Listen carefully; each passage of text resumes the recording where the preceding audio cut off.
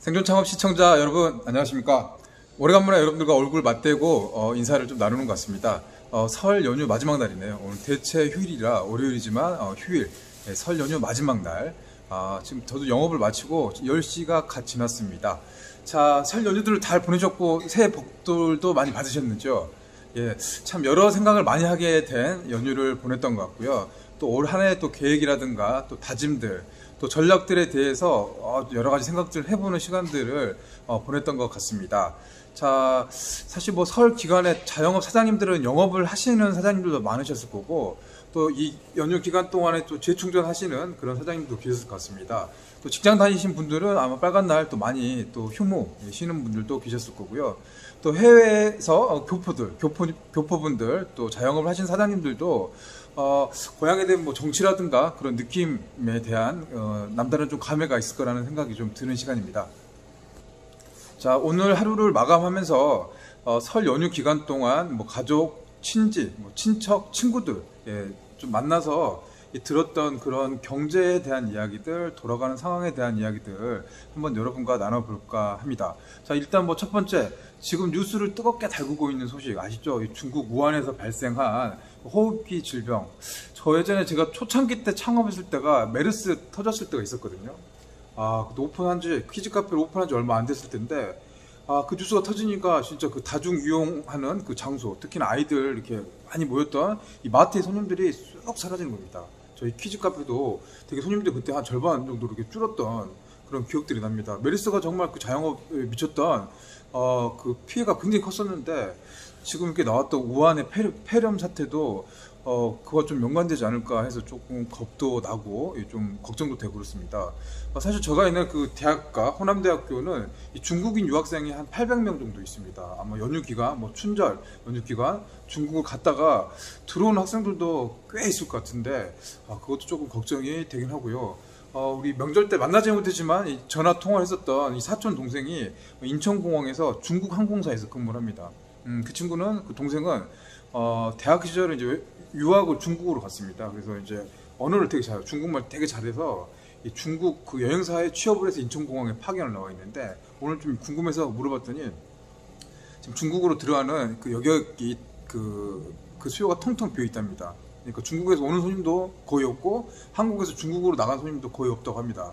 이러다 보니까 조만간에는 이 비행 편이 좀 중단될 것 같다라는 이야기를 했습니다. 자, 이게 미치니까 이게 뭐 관광에 대한 관광 수요라든가 여행 수요도 많이 사라질 것 같고, 그에 미치는 뭐 자영업, 뭐 서비스업들도 조금 영향을 받을 것 같아서 이렇게 빨리 이렇게 좀 잠잠해졌으면 하는 그런 생각이 드는 그런 상황. 자, 두 번째 뭐 소식인데, 제가 뭐 자영업을 하고 있다 보니까 이제 경제에 대한 이야기를 조금 더 귀를 기울여지게 되고, 또 같은 또 자영업을 하는 뭐 그런 사장님들의 이야기에 공감도 되고, 또 남의 일 같지 않다라는 생각이 들리는데, 사실 제 가족들, 친척들 중에서도 자영업을 최근 들어서 한 2명 정도가 자영업 시장에 진출했습니다. 바로 밑에 있는 여동생은 경기도 김포에서 미용실 오픈했어요. 한 10평 조금 넘는 미용실.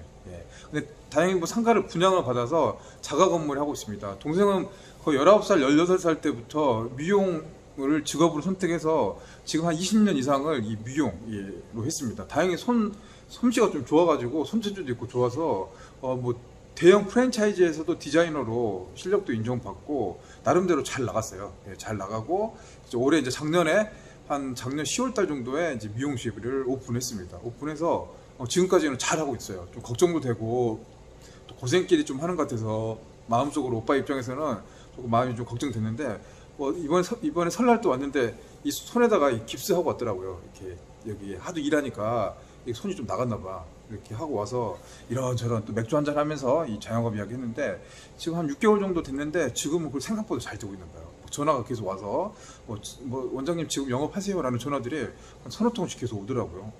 잘 됐는데, 이게 아파트 단지 쪽에서 이렇게 창업을 했었는데, 그 최근에 그쪽에서 2개가 미용실도 오픈을 했다고 합니다.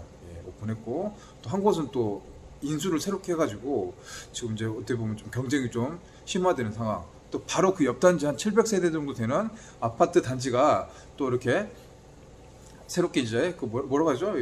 이게 새롭게 이제 들어섰습니다. 그러다 보니까 또 미용실도 한 서너 곳 정도 추가로 들어올 거다라는 이제 소식, 그런 이야기 전해줬습니다. 참 미용실도 굉장히 좀 경쟁이 치열한 업종 중에 하나인 것 같아요. 이렇게 기술도 있지만 어떻게 보면 소자원 창업으로 진출할 수 있는 시장이 또 미용업이다 보니까 오픈도 많이 하지만 반대로 또 문을 닫는, 폐업을 하는 경우도 많은 것 같아서 동생 이야기 들으면서, 그나마 동생은 그 경쟁력이라고 할 수 있다면 이 자가 건물 임대료가 나가지 않는다는 거, 그리고 혼자서 운영을 한다는 거, 그리고 한 20년 이상 현장에서 이렇게 단련된 기술과 좀 노하우가 있다는 점에서 그나마 좀 안심은 되는데, 또 상황이 너무 또 많아지면 또 나눠먹기식 좀 출혈 경쟁이 또 예상된다, 그런 점에서 이 동생의 이야기를 잠깐 소개를 해드렸고요.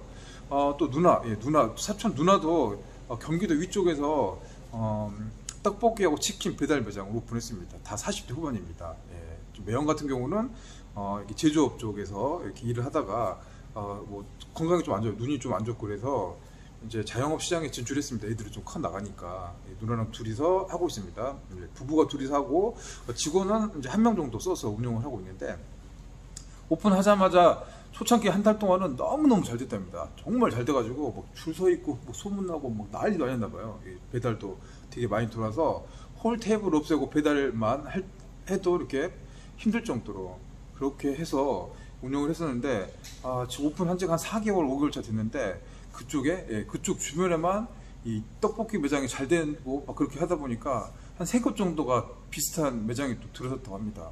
그러니까 기존에 누나가 하는 가게가 잘 됐었는데, 그쪽 주변으로 해서 비슷한 동일 업종의 그런 매장들이 한 서너 곳이 더 오픈해가지고 지금 아무래도 초창기 때보다 매출이 좀 줄어들어서 좀 걱정스러운 그런 이야기를 전해줬습니다. 이게 좀 안타깝습니다. 좀 되다 싶으면은 요즘은 그렇잖아요. 이게 다 비슷한 게 너무 좀 많이 들어서니까 과열 경쟁, 또 과당 경쟁으로 인해서 또 힘들어하는, 전체 시장이 다 이렇게 힘들어지는 그런 상황이 제 주변에서 실제로 나타나고 있더라. 이번에는 제 친구 이야기를 하겠습니다. 제하고 제일 친한 친구인데, 이제 고향에서 오래간만에 만났어요. 뭐 이렇게 가정이 있다 보니까 막 이렇게 바뀌다 보면 서로 만날 통솔이 힘들었는데, 올해는 딱 맞아가지고 같이 이제 사우나도 하고, 커피도 한 잔 마시면서 이런저런 이야기 했습니다. 그 친구는 대기업에서 근무합니다. 대기업 건설회사, 여러분 이름 말하면 다 알만한 회사에서 한 16년째 근무를 하고 있고 지금 차장입니다. 차장. 좀 높았죠. 그 친구 이제 뭐 전기 쪽 일을 하다 보니까 전국에서 다 일을 합니다. 뭐 건설 현장, 뭐 교량, 뭐 다리 만드는 공사, 뭐 요것저것 다 도는데, 그 경상남도 양산에서 오랫동안 근무를 했었어요. 한 5년 정도. 그래서 거기서 아파트도 사고 또 상가도 하나 받았답니다. 5층짜리 조그만 상가를 받았는데, 지금 그쪽 뭐 경상남도 이쪽이 경기가 정말 안 좋은가 봐요. 부동산 경기도 안 좋고 제조업 일자리도 안 좋다 보니까 지금 아파트도 가치가 많이 떨어지고, 지금은 이제 용인에 살고 있는데 이거를 처분을 해야 되는데 아파트가 이게 처리가 안 된답니다. 지금 몇 년 동안. 그래서 지금 마음고생하고 있고 고생을 하고 있고, 또 회사 이야기를 잠깐 해주는데, 건설 쪽 일이 뭐 최근에 한 3, 4년 정도 일감이 되게 많았어요. 뭐 정말 호황이라고 했었는데, 앞으로 일어날 물량들을 좀 땡겨서 했던 측면이 있다고 합니다. 그래서 올해부터는 건설 일감들이 많이 좀 줄어들었다. 그리고 좀 어려워지는 것들이 뭐냐면, 일용직 근로자, 요즘은 그 건설업 쪽에서 일하는 근무자들이 외국인 근무자도 굉장히 많다고 합니다. 그리고 뭐 노조의 그 입김도 굉장히 좀 많이 들어서 이 노동자들을 이렇게 함부로 이렇게 할 수 있는 그런 게 안 됐나 봐요. 이렇게 딱딱 지켜지고 노동자 권리들이 강화되다 보니까 이제 그 노동자들, 일용직 직원들 관리하는 입장에서는 여러 가지 정말 어려운 점이 좀 많아서 일하기가 힘들다. 차라리 관리직보다는 현장에서 일하는 게 더 마음도 편하고 돈도 더 벌 수 있을 것 같더라 라는 이야기를 그 친구가 해줬습니다. 반대로 뭐 경기가 좀 어렵다 뭐 그런 이야기를 많이 해줬고, 지금은 용인 수지에 살고 있는데 오히려 수지에 살았는데 그 아파트는 되게 많이 올랐다고 합니다. 지방에 있던 아파트는 떨어들고, 그래서 인서울 쪽 이야기를 많이 하더라고요. 서울로 가야 되는 사람은 서울이나 수도권으로 가야 되지 않느냐. 실제로 51% 정도가 서울 수도권에 인구가 집중됐죠. 다른 지역을 다 합쳐도 서울하고 수도권 합친 인구를 당하지 못하는 게 지난해 처음으로 역전 현상이 나타났다. 그 친구하고 이야기해서 좀 여러 좀 생각이 좀 들었다. 그걸 말씀드리고요. 마지막으로 지금 회사 다니는 친구 이야기. 광주에 살고 있어요. 저하고 친한 친구인데, 대기업입니다. 기아자동차 1차 협력업체에서 이제 운수업을 하고 있는데 회사에 고용돼. 자기는 지금 경기가 어려운지는 지금 잘 모르겠다는 거예요. 월급은 그냥 그대로 나오고 있고 자기 쓰는 돈은 그대로니까. 결혼 안 했어요, 그 친구는. 혼자 살고 있습니다. 그러다 보니까 경기가 어려운 거는 모른다고 지금 잘 느끼지 못하겠다, 체감하지 못한다 이야기를 하더라고요. 그러니까 월급 받는 직장인들은 경기가 지금 어려운 상황들을 조금 체감을 못할 수도 있겠구나라는 생각이 들더라고요. 하지만 그쪽 사장님 회사가 뭘 많이 새롭게 진출한다고 합니다. 예.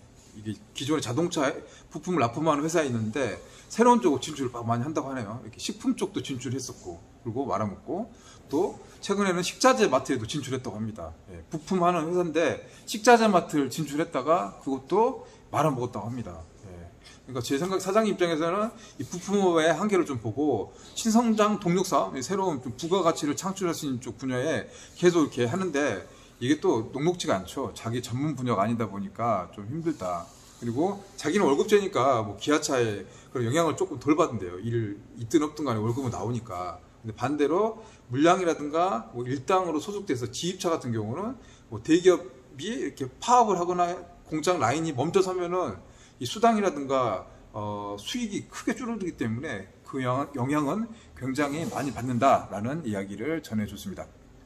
자, 이제 현 정부 문재인 대통령, 정부가 이제 취임 이제 3년이 벌써 지났습니다. 절반이 이제 지나서 가는데, 뭐 경제 성적표 이렇게 발표하는 거는 뭐 통계들이라든가 발표 자료는 되게 우수한 걸로 나옵니다. 이걸 바라보는 시각에 따라서는 자화자찬이다. 실제로 잘 되고 있는지에 대해서 또 의문을 또 품고 있는 것도 맞는 것 같아요. 경제는 좋다고 하는데 체감하는 것들, 특히나 자영업 경기는 많이 좀 어려운 게 뭐 전체적인 현상이고 현실인 것 같은데요. 2% 작년에 경제 성장률이 2% 간신히 턱걸이를 했었습니다. 자세히 좀 들여다보면 작년에 하반기 때, 4분기 때 추가 경정 예산, 돈을 좀 재정적인 일자리, 민간 투자가 이렇게 활발히 돼야 되는데 정부가 돈을 세금 걷어서 이렇게 투입하는 부분에 대해서 정부 주도의 성장이 좀 많아졌다는 게 좀 눈길을 끌죠. 사실 그게 좀 바람직한 게 아니죠. 경제 주체가 민간에서 기업들이 투자도 하고 일자리도 만들고 이걸 활성화시켜야지 좀 건전한 경제 성장이 될 건데 그런 부분이 좀 미약했던 것 같습니다. 자, 이게 2%인데 전체적으로 봤을 때 굉장히 좀 위험한 상황이죠. 2008년도 금융위기 때도 마이너스 성장률 계속 그때 보였는데 지금 뭐 그렇게 특별한 뭐 악재라든가 위기 상황이라고 할 수도 있을 것 같긴 한데 경제 성장률 자체가 이렇게 정부에서 주도적으로 이렇게 좀 끌어올렸다는 거에서는 좀 부정적인 생각이 좀 드는 그런 생각이 좀 듭니다. 참 정부가 그 재정에서 돈을 쏟아부어서 경제를 억지로 끌고 간다는 그런 모습. 그죠 뭐죠? 소를 끌고 가래. 물가에는 데리고 갈 수 있지만 물은 억지로 먹일 수가 없다. 그런 말도 있지 않습니까? 근데 경제도 이렇게 물 흐르듯이 좀 돌아가는 그런 것도 필요하고 이 소득 주도 성장, 물론 뭐 좋은 점도 있지만 또 그늘도 분명히 있는 것 같아요. 여기에 대한 이 속도 조절도 필요하고 또 현장의 목소리를 좀 반영해서 좀 잘못된 부분은 좀 개선하는 것도 좀 필요하지 않을까 싶습니다. 자, 1월 27일 대체 공휴일 10시 저는 뭐 오늘 현장에 나와서 또 자유영업 현장에서 또 하루를 보내고 이제 집으로 이제 돌아갈 시간이 됐습니다. 자, 오늘 뭐 그 고향에서 보내는 시간 동안 만났던 친구, 친척, 가족들 하는 이야기를 듣고 그 이야기를 또 여러분들께 한번 전해드렸습니다. 자, 오늘 시청해 주셔서 감사하고요. 새해가 됐네요. 여러분들 소망하시는 일들 다 이루어지기 바라고요. 지난해보다 조금 더 나은 또 내일이 되었으면 하는 바람으로 오늘 방송을 마치도록 하겠습니다. 여러분 시청해 주셔서 감사합니다.